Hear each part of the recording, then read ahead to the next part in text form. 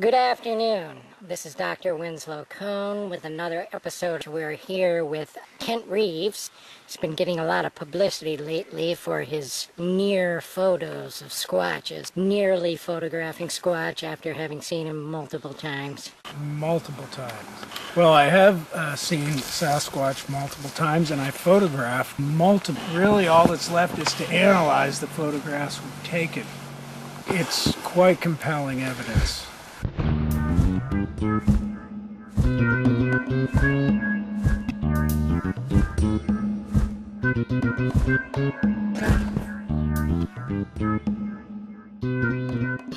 6, sometimes 7 or 8 Sasquatch, all in the same photograph.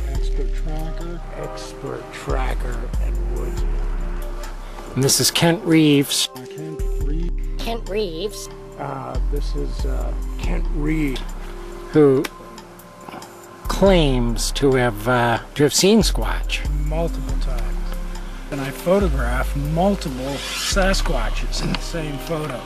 Multiple Sasquatch in the same photo. There's one behind these 2 trees. There's one. There's one. There's one. There. And you have these photographs. Can we take a look at these later and analyze them under the oscilloscope? They're being analyzed now as we speak. And of course I've analyzed them thoroughly myself. Everything is worth analyzing. We may be able to determine something from the photographs I took of the landscape. So why have you brought us out here? Well, it's this kind of thick woods with big trees and a dense understory where the Sasquatch can easily hide. And this is your dog coming up the hill, is it not? Yes, this is Rosie, the only trained Sasquatch tracking dog that I know. I want to introduce my specially trained Sasquatch tracking dog. She's picked up something, I can tell by her expression. You think she was on the scent of Squatch down there and she's coming back to tell you something through some kind of signal? That's right. I can tell by her expression. If you look at the eye expressions, she's obviously extremely excited. I can tell by her expression. You should have seen her head down there, just, running full speed. And now she's back. I'm sure we'll have a lot to tell us. I can't imagine how many tracks she's seen. If only dogs could speak.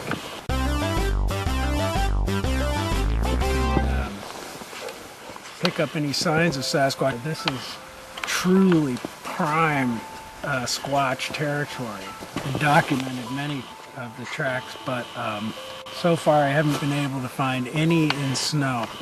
So maybe today's our lucky day. So let's follow the dog.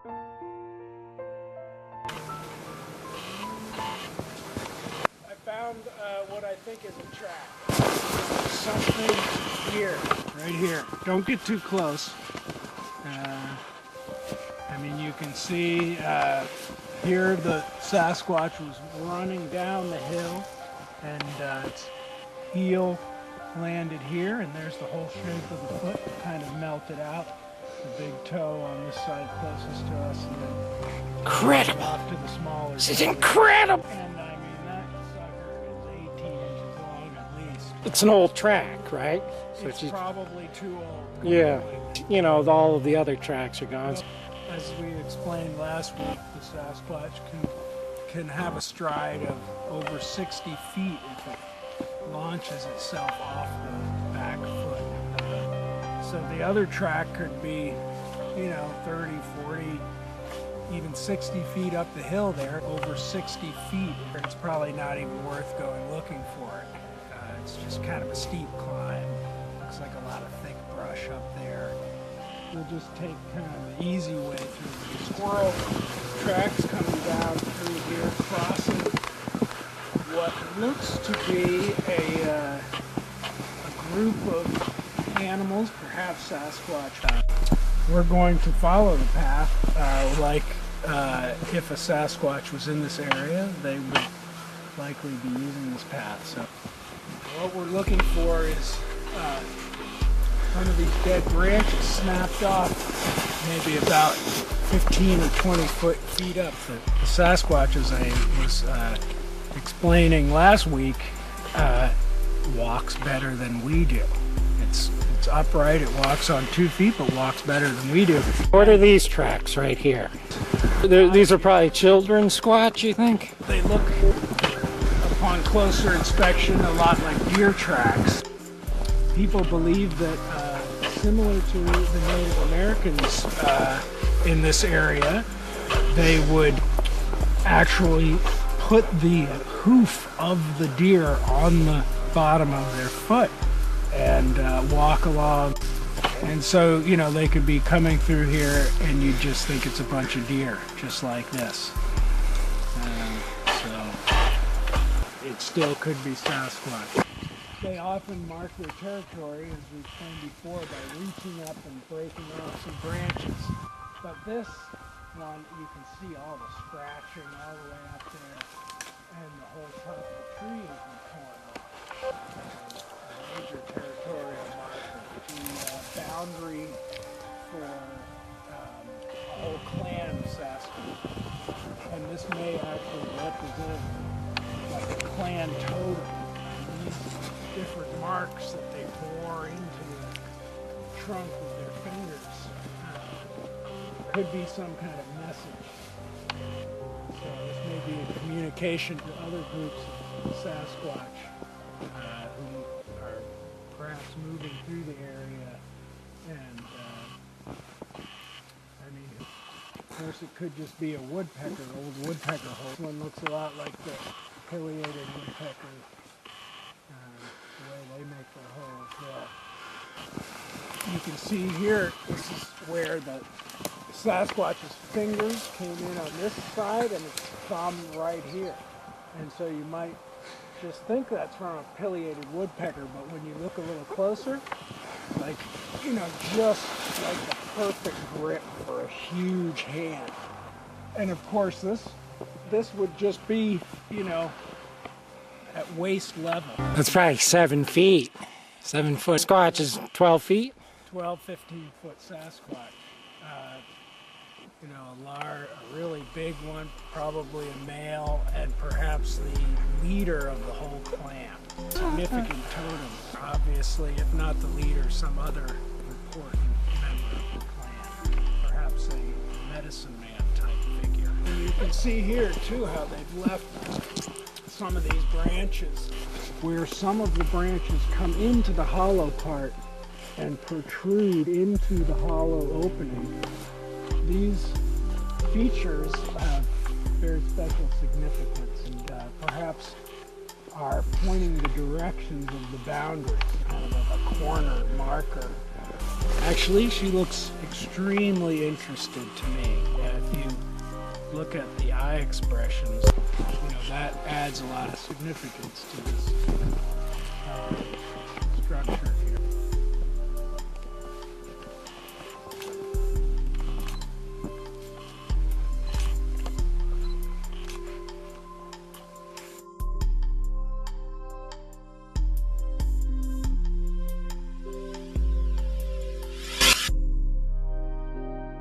Rosie seems to be agitated. What's up with Rosie? Something over here, I think. Look at this.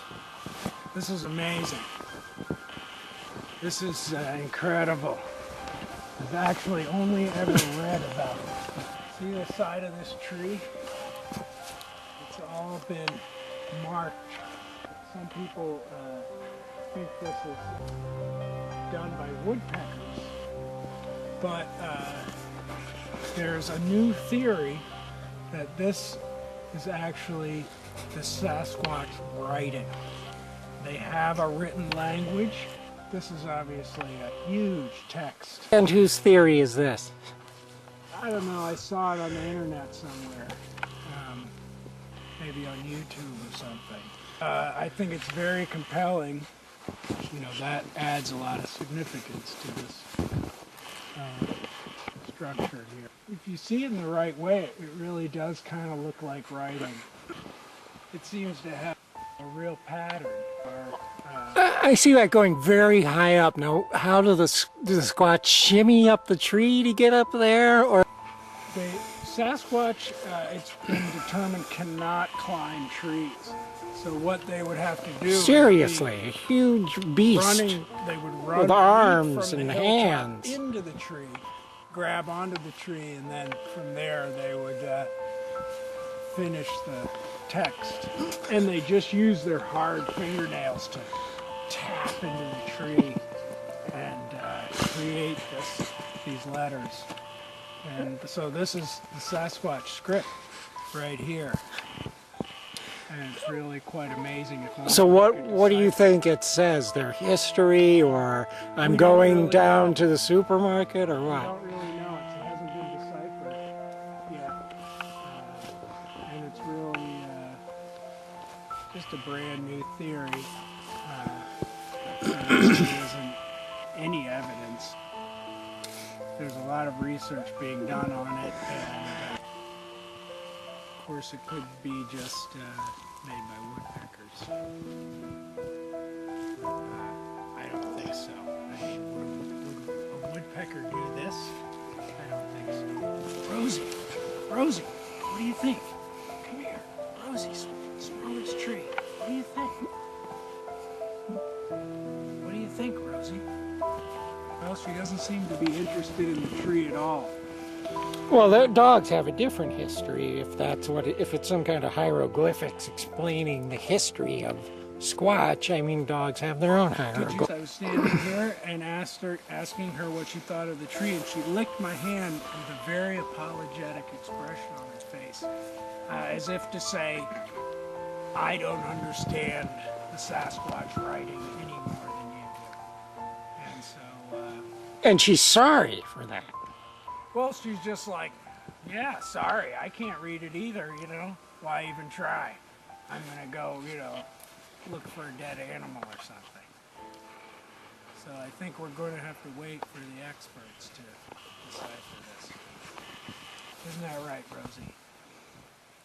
I think this area is pretty much exhausted. We've cleared this area, I'd say. Yeah, this area's been Cleared. cleared, yeah. We found probably all the Squatch evidence we're going to be able to find here. Well, it's been a fantastic episode. We've learned invaluable lessons about how to identify Squatch and where and the signs of him in the forest, all thanks to Kent Reeves. You've done a wonderful job of educating the public. Well, thanks, and I'm really honored to be on the show. I mean, this is what I live for, and this is some of the most compelling evidence we've found so far. The actual Sasquatch totem corner marker and this huge script text. Who knows what it is? It could be the Sasquatch Odyssey or Iliad for all we know. Perhaps like a passage from their Bible. And to me, that is amazing.